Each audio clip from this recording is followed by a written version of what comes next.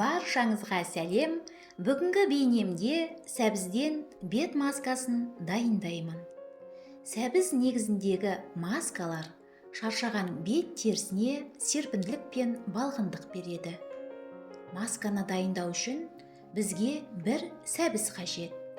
Сәбіз бет түсін жақсартады, теріні жұмсартады және әжімдерді тегістейді. Сәбізді турап, су құйып, жұмсақ болғанша қайнатыңыз.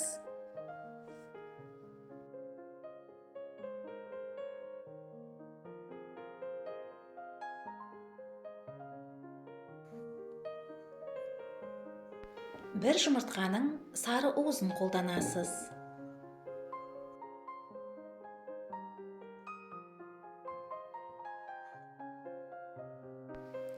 Қайнатылған сәбізді блендерге салып, езіп аласыз.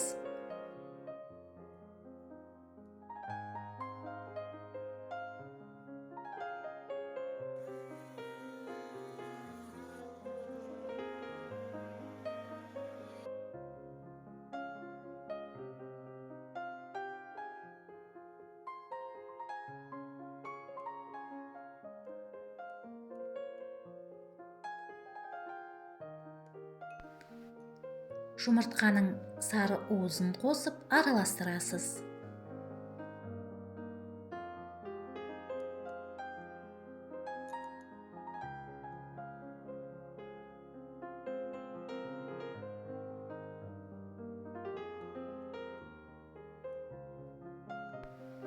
Бір ас қасық бал қосасыз.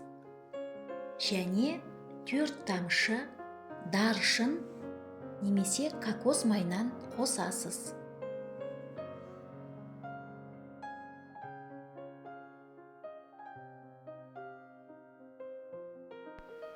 Барлық ингредиенттер қосылғанда маска теріні тамаша ылғалдандырып, бетке жастық пен жылтыр береді. Масканы тазартылған бетке 20 минутқа қалдырыңыз. Содан кейін жылы сумен шайыңыз.